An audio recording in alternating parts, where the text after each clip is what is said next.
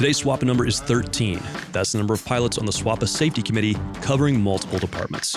They all look at different parts of the safety world, but together they refine exactly how we keep safety our number one priority.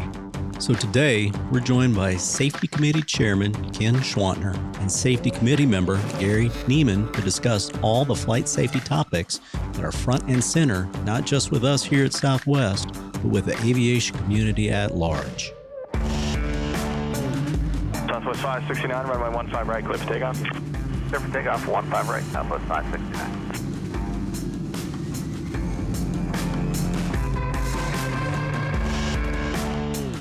I'm Matt McCants. And I'm Glenn Wickline. And this is our conversation with Gary and Ken.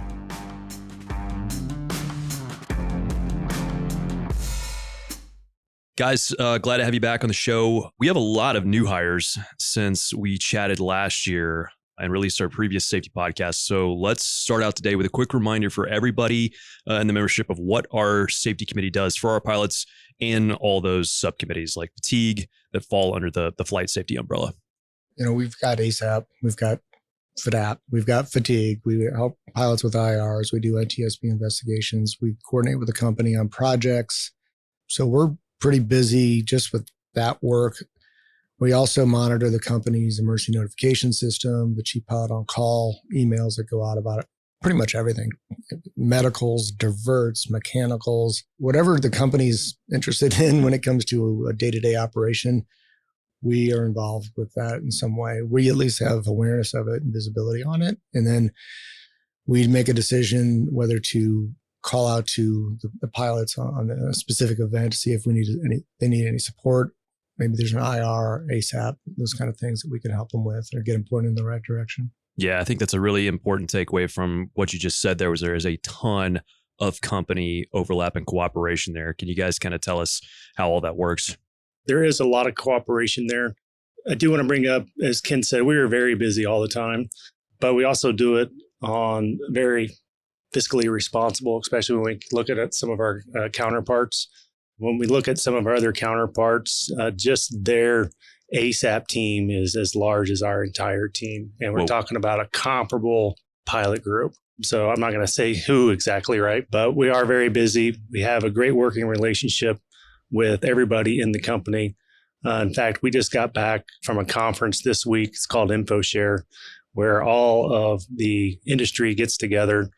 And for lack of a better term, it's really an opportunity for the industry to kind of air out all their dirty laundry, if you will. Okay. Obviously, we went through Ops Day. One of the questions we got a lot of times during that is, hey, is everyone else having these same problems? And while it may not be exactly the same issues that we were having, everyone was dealing with a little bit of the same thing. And that's an opportunity for us to meet with our industry. And I'll also point out that during that conference, Ken over here did a joint presentation with our VP of Safety and Security, VP of Air Ops, and our FAA POI. So that's how much cooperation there is, not only with the union, but the three-legged stool we like to talk about between the union, the FAA, and the company is there's cooperation along all three of those lines. One of the things I would point out at that conference was the FAA administrator was there, Brian Bedford, and one of the comments that he made is, there is no space for competition in safety, right? So us and American can go head to head here in Chicago, us and United everywhere else. But when it comes to safety, there really is no competition. We're all an open book with each other. Yeah, we work pretty well together with all the different groups. One thing going back to the initial part about what we do as a committee, there really is no day-to-day ops here at SWAPA. There's no operations committee, sure, for that are monitoring what's going on out there on the line. So we kind of do that. So that's kind of just because of the notifications that we get, we kind of have the pulse of what's going on with 4,000 plus flights a day, 130,000 a month. There's going to be medicals and diverts and things like that. So we're constantly dealing with what's going on day in and day out. So, earlier I was on the phone with Dave Hunt, Vice President of Safety for the company, or Mike Maracek over in RPNC, or, we're constantly working with them on, what do we need to do for the pilots that are out there. One thing I want to bring up on that is we do get what he mentioned is the ENS notifications. So it's called Emergency Notification System. We do get those messages, but I want to make sure the membership understands and knows as well. If they're involved in something, reach out to us, because I mean, it's not a fail-safe system, right? It's something that's coming from the company. But if you're involved in something, make sure you have our number saved in your phone. And if you need any assistance, reach out to the safety committee. Another place that we talk about with that is you might even want to write the phone number down.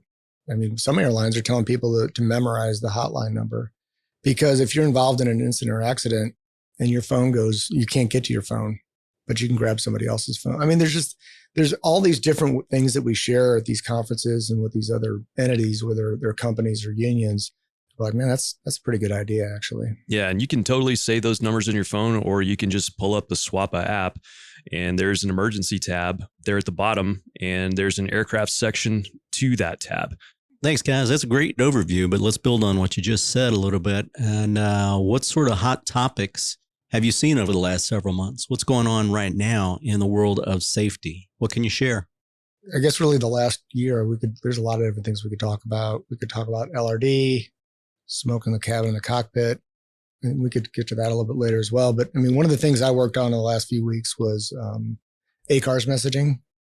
Yeah, let's talk about that. Yeah, I think I mentioned that to you a couple of weeks ago, that there's some companies out there that are putting apps out. There's websites you can go to now, but it combines ADSB data, but they're also intercepting data that's coming off the airplane via ACARS. Not just text messages between you and dispatch or whatever, but they're getting all the data that's coming off the engines, all the aircraft health monitoring system. They're getting that. Most of that is kind of encrypted, but it's pretty easy to break. The data that comes off of ACARS messaging, like if you're texting back and forth, that's not encrypted. Out, off times, all that kind of stuff's not. Now, we put out a little bit of comm piece on that where I think we're going to continue to keep talking about that like we are right now, where we're just encouraging pilots to, just watch what you're saying on the ACARS messaging. There's nothing that the industry can do about it right now. We can't encrypt ACARS. There's technology out there in the future that you might be able to do that 3 or 4 years away. So by the time we get to 3 or 4 years, it can be overcome by other things. So they can, just like they can listen to your VHF transmissions on the radio, they can also monitor your VHF transmissions via data. Yeah, so nothing actionable really right now, but this is for everybody's awareness. It is, and just watch what you're saying when you're texting back and forth with dispatch is all we can really tell people right now what to do. And then the company, I did sit down with Dave Hunt and one of their cybersecurity people last week, and we talked about, okay, what are the issues with this? This could be, so they're going to actually enter it into SMS and they're going to start studying it, because it's been known for years as a vulnerability with ACARS being intercepted. It goes through a third-party vendor called AirInc. We're not exactly sure where they're grabbing the data, but it's put out there and it's not illegal for them to do or anything like that. So if you try to stop one company, there's probably another one that's going to pop up. One of the things that we're concerned about, obviously, is maybe a security issue when there are things going on with the airplane. Maybe you're on a threat level or with a medical issue. Yeah. Those kind of things. Some companies actually, via their ACARS, send out their schedules. So it'll be like captain with his name, employee number, and here's the next 2 legs you're doing kind of thing. First officer, flight attendants, their names are all out there. So there's personal information that could get out as well. So it's just something that we've been made aware of within a few weeks. We've known about the vulnerability, but this is the first time we've actually seen somebody do something with it. Yeah, as far as my space goes, Ken gave a really good overview from Safety General. I spend most of my time now in the FDAP world, so we're very busy right now. The thing that's been pressing us the most lately has been vertical deviation still. They've definitely improved for last month. From a FDAP world, if you imagine a airport, you take like the cone that you put on your dog, right? Turn it upside down. There's a logarithm that's built out that looks at, how low are you at a certain distance from the airport? Right. Those also go at different levels. So the lowest level is a caution, and then a warning, and then an alert. The really good news is we had no alerts and no warning levels, but we did have 7 caution levels. And the company is very interested in those these days for obvious reasons. We go back and we look at Ops Day, but we did have 7 that were in the caution area. So those are getting a lot of attention from the company. We're diving in deep into all of those, doing crew contacts on all of them. That's been really successful. So, my message to the pilots is anytime, and which is also a policy for us, anytime you're doing a visual approach, and by the way, these are all visual approaches.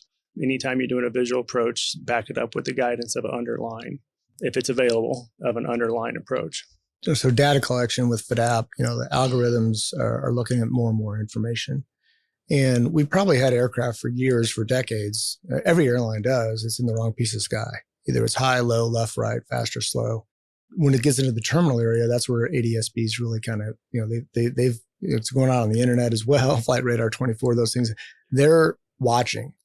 And if there's something that you get real low, 10 miles from the airport, the YouTubers and people out there, they love that kind of stuff. So that's where it's going to get out. So, and that's what happened. What kind of led to Ops Day, right? Was, because of ADSB, the technologies, it's getting captured even more, broadcast on social media, maybe even the news. And so FDAP has been expanded to look for more things, really. Okay. And so more things pop up. And that's when, that PM&I kind of came out of some of that, is that we have all these issues. Why is the pilot monitoring not catching these things? And what can we do to fix that? Okay, that's a good overview. Let's zoom into us specifically. Last year when we recorded, we'd only flown about 70 some odd red-eye flights, right? And now we have significantly more experience in that operation. How's that been going from a safety and fatigue perspective? Do we have any major lesson learned? Interestingly, when you're talking fatigue and red eyes, we have very little fatigue calls on red eyes. Part of that is because the way the company rolled it all out. So initially, the company basically went out and then you get along overnight and then one back. So you do a 2-day trip with paid for 3 days. They protected those operations. The reason why they did that, partially maybe because Elliott was around as well, but they wanted to have completion factors and they wanted it to look good. So it was very protected for your schedule, the aircraft, make sure there was an aircraft there, those kind of things. And it went well. And so now they're looking to add efficiency. You're a company, you're trying to make money. They're going to add efficiency. So they're adding more flying before the red eye. Typically the red eye is going to be on your last day to get you when you go home. So the company does use a third-party vendor software called Safety Fast, and they use it for all of our pairings, all of our trips, AMs, PMs, red eyes. And what they do is they look, as far as fatigue group and SAC, they get together and they look at lines for the next month, and then with crew planning, and then they look at them again. They also look out 3 months for the initial look at it. And that continually goes year in and year out. And those pairings get scored based on software, on an algorithm to say, okay, how fatiguing is this going to be? And they've got a score on it. And the ones that score pretty high, then they could try to remediate that before they actually put the lines out. Okay, is there any way we can fix this by, having a longer overnight, one less leg, whatever. So that's being done for all of them. So now lately, because of the red eyes are changing, we're getting added legs, but the company, because of an IT issue, they can't schedule West Coast guys to fly over the Southwest Day. The Southwest Day ends at 3:00 in the morning. So we don't have reserve red eye, which the company wants. And if you're based out in California or on the West Coast, you're not going to be doing red eyes out to the East Coast because it crosses the Southwest Day. So, the ETOPS, those guys are the West Coast guys, but they're launching out to Hawaii or coming back. But they're making all that flying a little bit more dense. And we're getting phone calls, emails from pilots saying, hey, this isn't going to work. Our fatigue group did talk to the company about that, saying, hey, this could be an issue. They want to see how it goes. And so, what we ask for, as always, is reporting. Yep. Data drives everything. And again, if you're fatigued, call out fatigued. That's the thing is you're protected, you're going to get paid and all that kind of stuff. We don't want to actually have to get there. So we tell the company, well, yeah, you've got a great fatigue program, but why are we, getting to the point where people are having to call out fatigued, especially if you're scheduling people for a long day, weather, maintenance, connects, all those kind of things can make the day even longer. So that's where you're going to get into more fatigue. In the month of July, we usually get 700-800 fatigue call outs, but that's because they build more dense lines and, you're doing a 12-hour day. If something goes wrong, it's going to be even longer, and then you're just going to call it fatigue. Yeah, what I'm hearing is there's a bit of a closed loop system here from planning all the way to execution with red eyes changing and some expectations about that. We have some not independent, tools looking at this, but some more objective tools looking at the pairing construction and giving the advanced heads up of hey, this is kind of encroaching on what could result in fatigue. And then what I'm hearing is, well, we're seeing how it's going to play out, and then we will adjust based on what the feedback we get and the reporting goes right? We've been answering a lot of emails and phone calls the last week about the June lines, obviously. And so And what we're telling the pilots out there, we're going to ask people is just fill out you can do general safety concerns and fatigue as well. You go to the Southwest reporting app that's on your iPad. Yep. You can do an IR there, an ASAP, a fatigue report. And if you have a general safety concern about, even if you haven't operated the trip, right? So I'm looking at my line next month. This is a fatigue safety concern. Or you do it, you don't call out fatigue. You could still actually do the report. It helps us because data drives everything.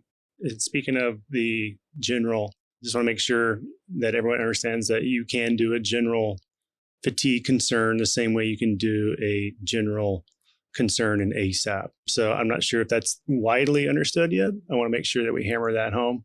Any sort of general safety concerns in ASAP is always very welcome, right? It's not something that's happened and let me do an ASAP.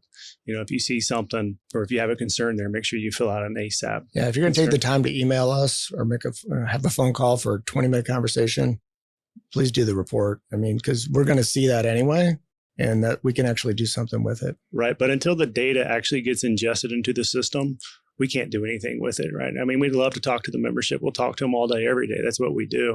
But there has to be a mechanism to actually inject that into the system. All right. The foot stomp here is talking to you guys. Great. But the way things change and get done is through the formal reporting channels. Data, data, data. Absolutely. Yep.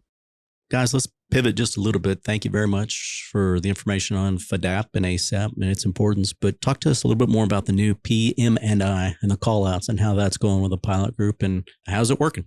Same thing would happen with RAS when that was rolled out. We got a lot of complaints about RAS. We got a lot of complaints about PM&I. I was on the group that put PM&I together. So I was in there in the meetings for 7 months as we worked through about 30 different iterations of what we wanted to put out, how we wanted to do it. A lot of it came out of ORT and Ops Day. And, why were we getting airplanes in the wrong piece of sky kind of thing? What can we do to improve the pilot monitoring instead of just pilot monitoring as a role? Like you're playing the pilot monitoring on this leg. Now you need to learn it as a task. What does that actually mean? And so we, went out to industry. We went out to different airlines. We went to different organizations, aviation groups, looked at carriers, procedures, what they were doing. People like to say, we just need to be industry standard. There really is no industry standard. We looked at a lot of different procedures on how things are done and how people fly Boeing aircraft. And it's pretty much everybody takes everything out of the flight crew training manual of Boeing, and then they tweak it a little bit to what they want to do. And so a lot of the theory that came in those first 3 bulletins out of the 4 was from all that kind of stuff. They were like, well, just go out and train pilot monitoring. Well, until you actually have it written down somewhere, we have nothing to train off of. But not only that is how do we measure later on? Yeah. Right. So that's where the theory and the changes came. The call outs is, the double quoted call outs. That's what people get really frustrated by. I didn't like it. I still don't like a lot of the double quoted call outs. So the best way, and especially in the terminal area, on approach phase, terminal area, it gets really busy. And, it's the call outs, you don't have, it's like, well, I got to get the call out done.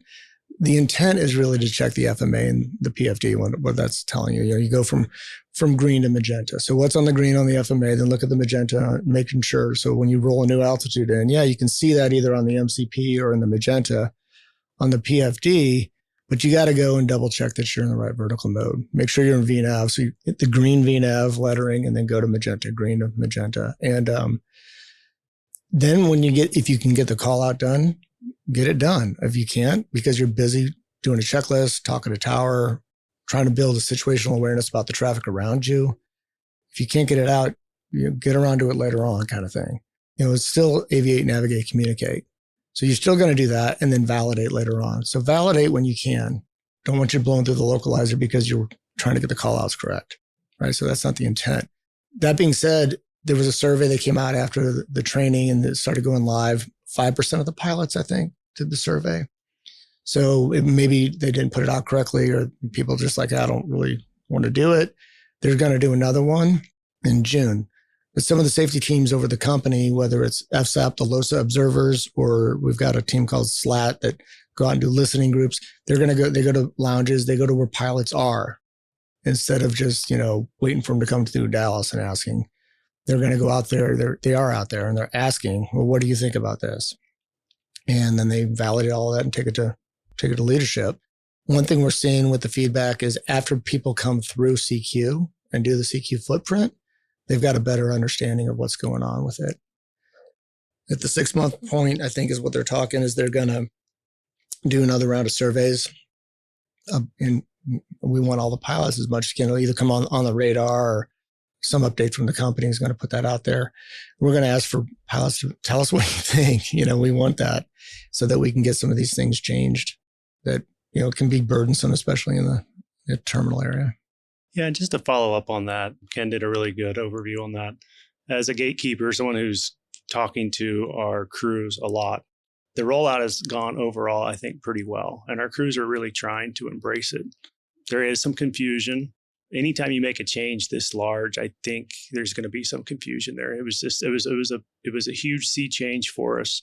To Ken's point, if you haven't been through CQ yet, day 2, they do a pretty extensive exercise on that. And they've kept that day 2 of CQ, I don't want to say secretive, but they want people to experience it. They don't want any gouge out on it. And I agree with that 100% because it really gives you the experience in that day to go experience the PM&I. One of the things that came out of Ops Day, right, as we talked about, on our old stuff, it was like, okay, escalate and intervene. Okay, well, what does intervene mean?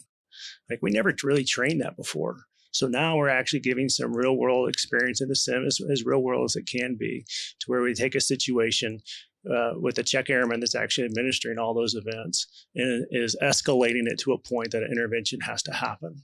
So you actually get to see and experience and do that intervention. But overall, I think the rollout has gone really well. I think our pilots, while reluctant at first, because, pilots just love change so much, they're really, I would say they're almost thirsty for it in a way. Like they want to be able to embrace this. And sometimes they're just not exactly sure how to do it. But to Ken's point, at the end of the day, it always comes down to aviate, navigate, and communicate. I think one of the things I kind of wanted to talk about here too is RAS. It was the same thing when RAS was rolled out last year.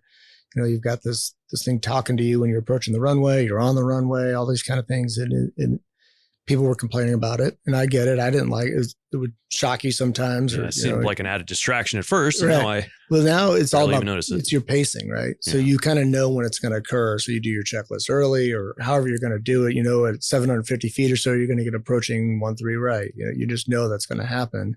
So we're getting less complaints about that and more. We're actually, now it's been implemented for a while. Our safety data is in almost every area. It's getting better and better and better. The data that's being briefed to the company, to leadership, whether it's stable approach, go arounds, taxi speeds, all of it's moving from, they like to color code things, right? Green, yellow, red, everything's moving into the green. Yeah. And another thing with the RAS is that the company is also, in the very beginning, right, there was a lot of nuisance call outs. And so, but the company is taking that data back to Honeywell and they are making changes. And so we've seen the number of nuisance call outs drop significantly. Yeah, the ones were in Midway when the runway turned into a taxiway. And then I think Vegas is another one. They are installing a switch over there by the JIPWIS, and flap inhibit switch is going to be I think it's called runway inhibit, which is basically the RAS inhibit that they're going to put out information on it, but it's basically going to say, okay, well, if there's a runway notamed out or it's shortened or something like that, instead of getting these crazy nuisance calls for this leg, there'll be a flight box message that you'll say, okay, this is one of the legs because of this issue, you're going to be able to inhibit RAS.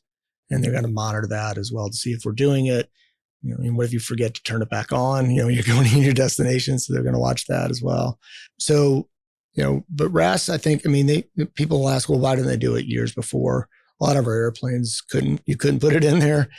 They did have to do some actual mechanical things. They couldn't just go and flip a switch on a lot of our airplanes, the older airplanes. So they actually had to go out and install equipment into it to make it work. And it was at least $20 million to do all that. That Ops Day, all the things that PM&I, they've really, since this whole thing's really kind of started a couple of years ago, the company's put about $100 million into it, about improving what we're doing. Yeah. And as Ken mentioned earlier, he mentioned the dashboards. And So to kind of loop back to what I was talking about earlier in the FDAP world with the vertical deviations, I really do want to emphasize when we look at the dashboards, it's looking, over a long period of time, and all of our dashboards are trending in the right direction. Okay. So our pilots by and far, absolutely outstanding job. When I talk about 7 vertical deviations, and again, those are at caution levels. And we actually basically threw 3 of them out on top of that. But you're talking about a month's worth of data. So approximately 134,000 flights, somewhere around that number, So at what point does, when is 1 too many?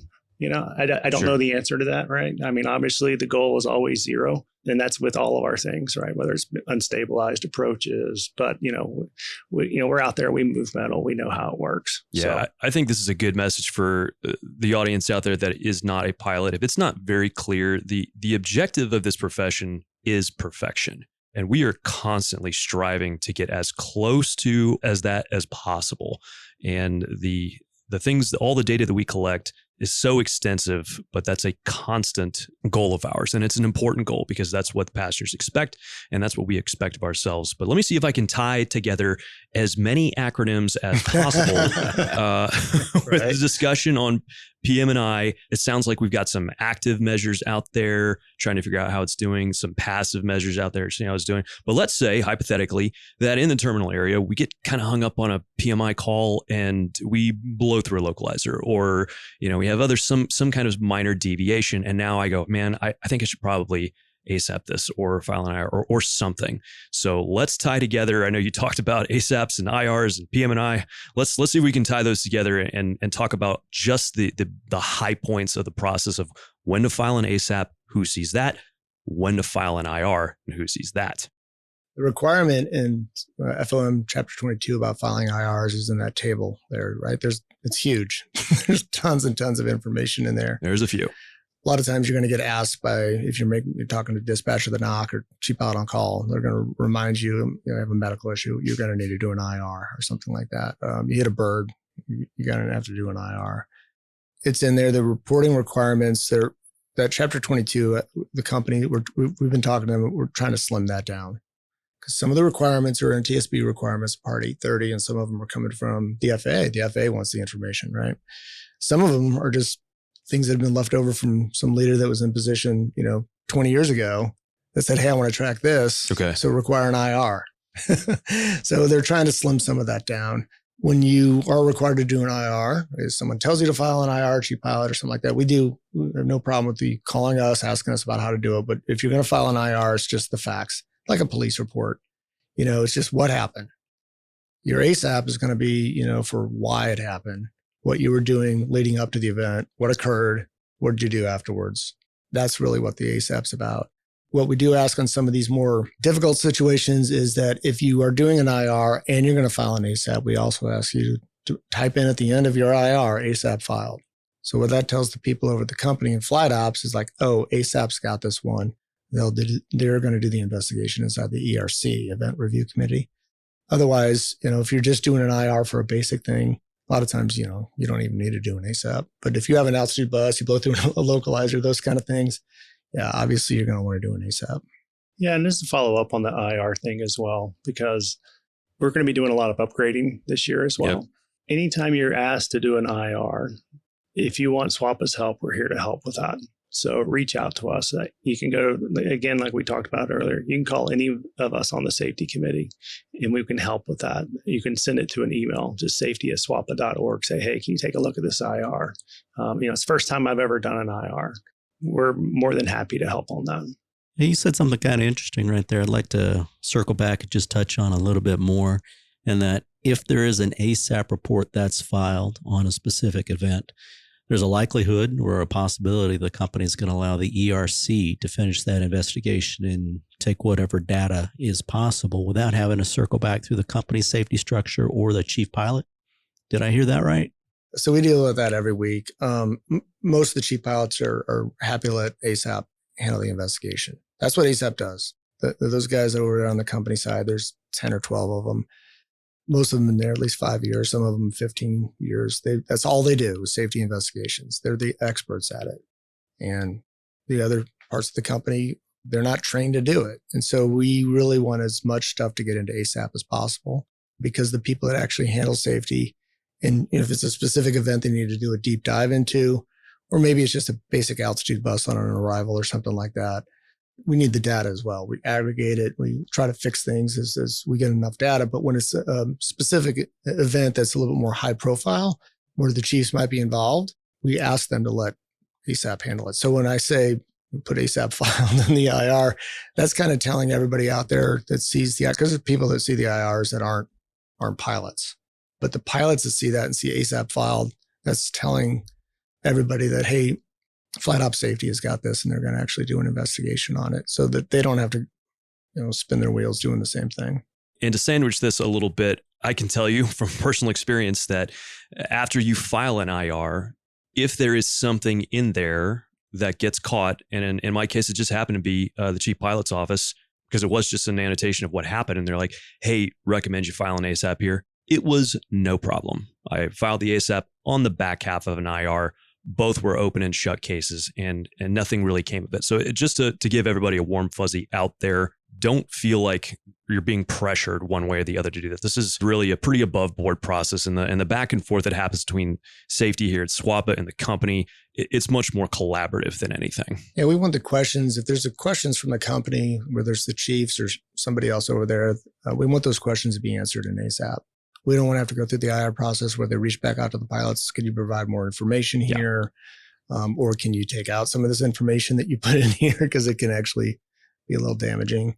So that's why we say, it's okay to run that IR through us on the wording and stuff. We're not going to tell you, write that IR for you, because we weren't there. You were the one who experienced it. But we can educate you a little bit as well. Okay, that's some great Southwest specific topics. I appreciate it. The world of aviation safety, though, keeps getting more and more visibility in the public eye, too. Let's talk about a few of the headlines that are out there, and maybe do some myth busting and just level setting on a few of these topics that I know hit your desk. So we're talking things like smoke in the cockpit. I think everybody's seen that on their Facebook feed recently, LRD, things like that. As far as the LRD goes, we had 2 LRD events in history right now of the LEAP engine. Unfortunately, both of those happen to be ours, and they also happen within a 9-month time frame. So it got a lot of attention. There was a lot of social media attention to it. Obviously, a lot of people saw some videos. Our phone lit up. Unfortunately, those videos, like all YouTube videos, are made for clickbait and not 100% factual. So recently, the NTSB did finalize their report on our New Orleans event. And there were some recommendations in there, which were the same recommendations that we had from the very beginning. And the biggest recommendation in there from the NTSB was for the manufacturer to install software that would detect an LRD type event. Now, an LRD, which is a load reduction device, what that really is an event of a fan blade coming out. Now, in both of our cases, that was by hitting a large bird, caused the fan blade to separate. The next event might not be that. It could be simply like our 1380, where we end up with some sort of fatigue fracture in the fan blade, and would cause the fan blade to come out, which would activate the LRD. That process is in work. So to where the PRSOV valve will close, the goal is within about 2 seconds, and that would mitigate any of the smoke coming into the cockpit. And both of the events, both our New Orleans event and in our Havana event, the PRSOV valve closed on both of those in about 16 seconds. That's how fast this thing happens. It is a risk. There were tons of SRMs. We participated in them, but the company, Boeing, and so the current procedure by far is the best procedure out there. We agree with that through the SRM process and along with industry as well. Hopefully the fix is coming. We were hoping for the second quarter of 26. It looks like that's going to be pushed into the third, possibly fourth quarter of 26.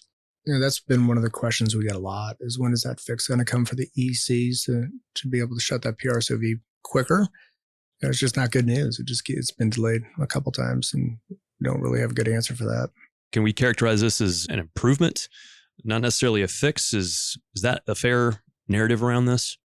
Yeah, I think that's fair. I mean, it is, the fact of the matter is if the LRD activates and those pins shear, that's what it was designed to do, there's going to be a draining of that oil, which is then going to go into the environmental system. So there's no way around fixing that, right? It's an improvement is what it would be. And with the goal of being no fumes entering, obviously. And I don't have the recent statistics to it, but like I said, we've had 2 of these now. We're introducing, LEAP engines into the global fleet very rapidly. So we've had 200 million flights or something to that effect. With the LEAP A and B, there is actually a C that's on the COMAC 919, but that's obviously a very small footprint in the world fleet. So statistically speaking, the probability is very low. Now, that doesn't mean much when it's happening to you, but we've had it happen twice, and we've also had a successful outcome twice. Guys, thanks again for stopping by. There are so many things that you're involved with. For the listener, Gary actually had to step out and take a call while we were recording and then came back in and wrap this up. But this isn't the only place that you can hear about safety topics. Point the listener to all the places safety material lives. Well, the ASAPograms, I think, have moved over into the safety digest that the company's done. So Scott Hutchinson and Fatigue writes a reporting point. So there's still every month. Yeah, every month. Obviously, what I kind of wanted to tell the pilots out there is, try to stay aware, aware in the cockpit day to day. And people like to talk about complacency. And I think complacency comes from proficiency. So if you're very proficient in what you do, driving home on the same way every day from work, you don't remember if you turned your blinker on or not. It's the same thing for us at Southwest. We fly the same airplane for 20, 30 or more years. We get very proficient at it. Me as a full-time staff guy now, I don't fly as much. So when I get into the cockpit, I'm super aware of what's going on. It's very easy for me to really pay attention to every single leg.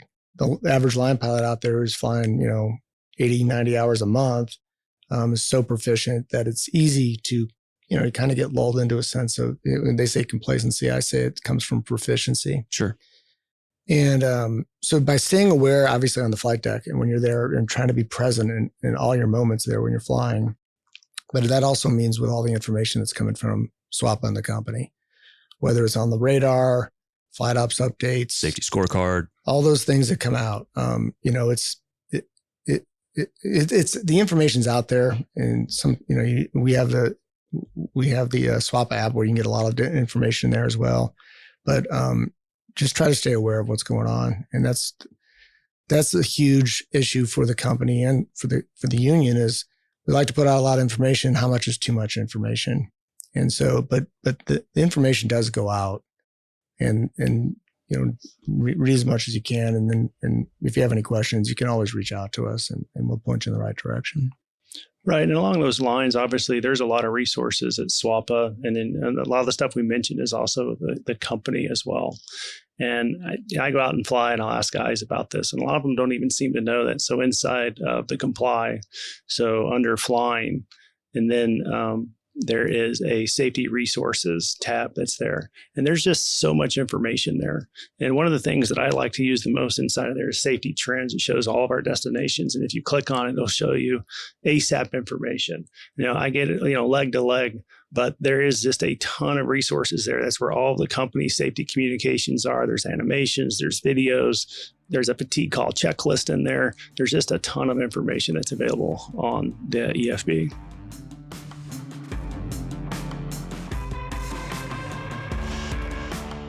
We'd like to thank Ken and Gary for stopping in and talking to the membership about all the different areas that flight safety works in and day out. If you have any feedback for this podcast or any of our COM products, drop us a line at com@swapa.org. We really do want to hear from you. Finally, today's bonus number is 3, as in the 3 participating parties of the ASAP program. The FAA, SWAPA, and the company all had the same goal in mind when it comes to ASAP. And that is to continue enhancing flight safety at Southwest Airlines. Like we mentioned, if you have any questions about how to fill out an ASAP or irregularity report, SWAPA Safety is here to help.